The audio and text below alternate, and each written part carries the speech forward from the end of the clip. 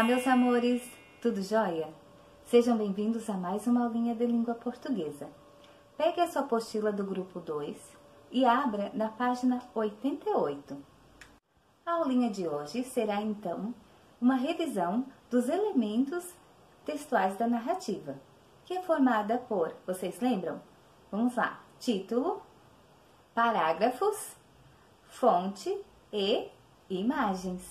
Atenção para a seguinte história. Era meia-noite. Uma bruxa, num castelo mal assombrado, com uma faca na mão, passando manteiga no pão. E aí, você pensou que seria uma história de terror, não é verdade? Vamos descobrir como é um texto narrativo. A narração, na verdade, é quando você conta uma história para um amigo, né? Do seu jogo de futebol, do seu jogo de videogame, das suas brincadeiras com as suas bonecas, quando você anda de bicicleta, ou se você inventa uma história inventada, isso é narrar. Porque você vai trazer partes, né, dos acontecimentos para essa história. Agora, quando nós vamos formar, né, fazer um texto narrativo, é importante, né, sendo essa história verídica, verdadeira ou uma história inventada, é importante seguir os seguintes passos. Os critérios, então, que nós precisamos ter para fazer um texto assim bem narrativo, né? Nós precisamos ter um enredo da história, o desenrolar dessa história, né? Todo o processo de desenvolvimento, acontecimentos. Vamos ter os personagens, os seres que irão se relacionar na história. Também que ter um tempo. Esse tempo será que é um tempo no passado ou um tempo no futuro? Temos também que ter o espaço, o local onde tudo irá acontecer na nossa história. Porque toda história a gente precisa saber aonde está se passando. Será que é na cidade, no campo, no castelo mal assombrado, numa praia bem gostosa, uma floresta cheia de morcegos e pântanos? E temos também o narrador, que é a pessoa que irá contar a sua história. Então, agora chegou o momento de você pegar a sua apostila, abrir na página 88 e acompanhar a leitura com a tia Dai de um texto narrativo. A história começa assim. Dona Bruxa. Ela morava em uma casa rosa bebê, telhado vermelho amora, cercada por um imenso jardim bem no finalzinho da rua. A chaminé exalava fumaças coloridas e cheiros agradáveis aos narizes de toda gente do povoado. A meninada curiosa chegou a fazer várias visitas secretas ao jardim. Descobriram uma quantidade enorme de ervas e frutas. Levaram amostras para algumas senhoras da cidadezinha. Elas não souberam identificar os nomes nem para que eram usadas, o que aumentou aquela curiosidade sobre a mulher da casa da esquina. Os olhinhos curiosos da criançada se voltaram para a Dona Bruxa. Descobriram que era uma senhora alta, magra, idosa, que morava sozinha desde sempre naquele lugar. Tinha aparência tranquila e vivia na companhia de uma gata cor marrom chocolate que tinha os olhos amarelos lua cheia de nome Pandora. Pouco sociável, a mulher saía de casa, nem mantinha amizades com as pessoas do lugar. Recebia na porta e pagava, na hora, pão e leite que seu Antônio padeiro enviava todas as manhãs. No início de cada mês, os mantimentos para sua sobrevivência eram entregues pelo armazém de seu coriolano. Fora isso, tinha aquele furgão cinza fumaça De 15 em 15 dias vinha com homens vestidos de macacões, verde esperança desbotada. Entravam na propriedade, deixavam umas caixas azuis, céus do amanhecer, e saíam com outras caixas bem pesadas, vermelhas, nariz de palhaço. Colocavam tudo no carro e partiam como chegavam. Aquilo tudo era um grande mistério para um lugar tão pequeno e precisava ser desvendado, diziam as crianças entre si. Ficou decidido. Na próxima vez que viessem os homens, iam descobrir o que continham aquelas caixas. Na quinzena seguinte, quando o furgão parou na porta da Dona Bruxa, a meninada ficou de tocaia. Uma multidão de crianças cercou os homens. Assustados, eles deixaram cair ao chão as caixas de onde se espalharam na calçada da rua aos lotes, compostas, que são conservas de frutas de muitos sabores, sabonetes, perfumes e cremes artesanais de ervas.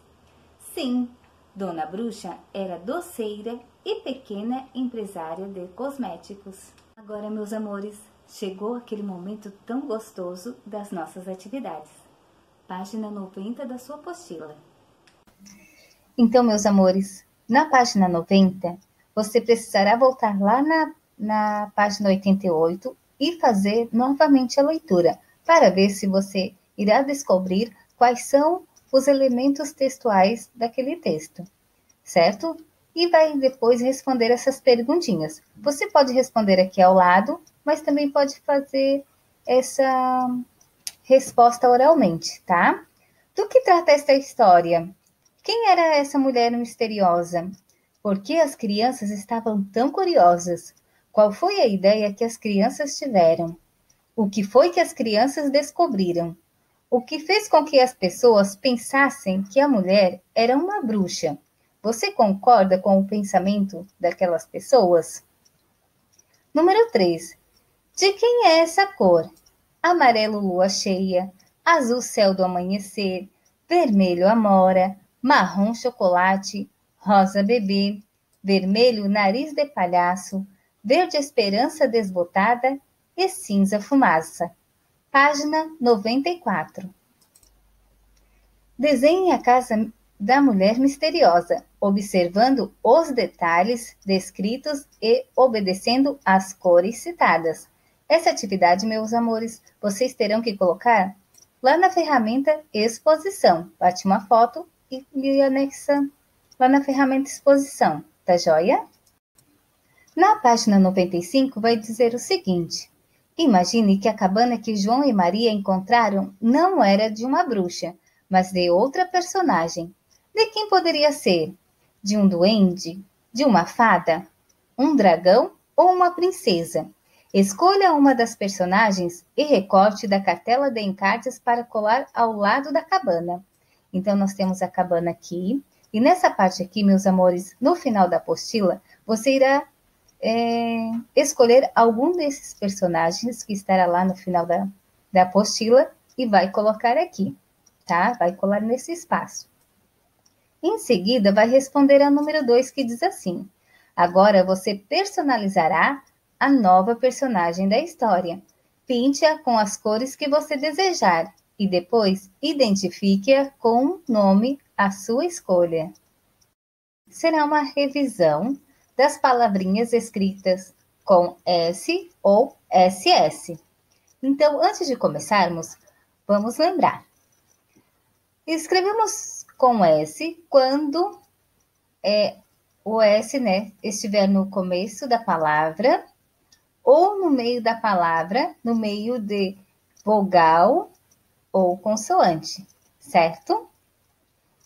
Escrevemos também com um S quando a palavra terá som de Z. Muito bem. Vamos escrever com SS quando no meio da palavra ela estiver no meio de duas vogais. Um exemplo, assar. Nós temos uma vogal e a próxima será outra vogal. Então, nós iremos escrever com SS. Joia. Agora, vaso. Sonzinho de Z. Então, a palavra será escrita com S. Muito bem.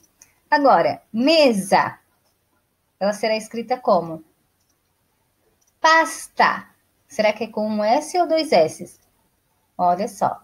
Uma vogal e depois uma consoante. Então, essa palavra ela será escrita com um S.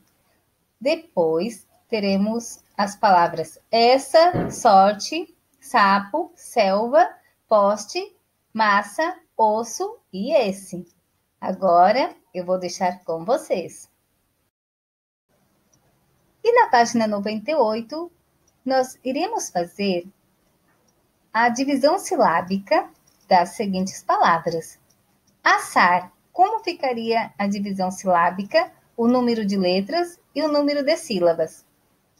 Depois, a palavra essa, poste, vaso, mesa, sorte, massa, sapo, osso, pasta, selva e esse. Vocês se recordam da regrinha na divisão silábica que os dois S's, né? O SS na divisão silábica, eles não podem ficar juntinhos? Então, a tia Dai vai fazer com vocês da palavra assar.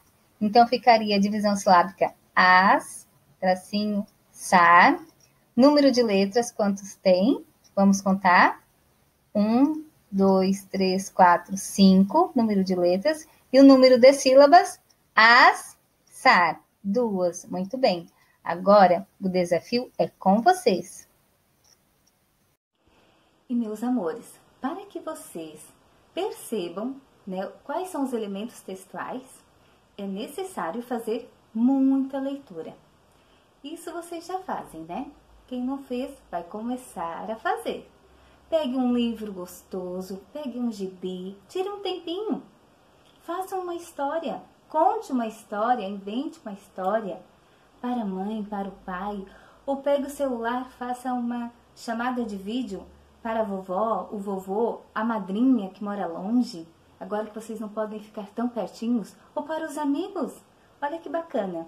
Lembram daquela história que vocês fizeram e nós iríamos apresentar na sala? Deixem guardadinha lá.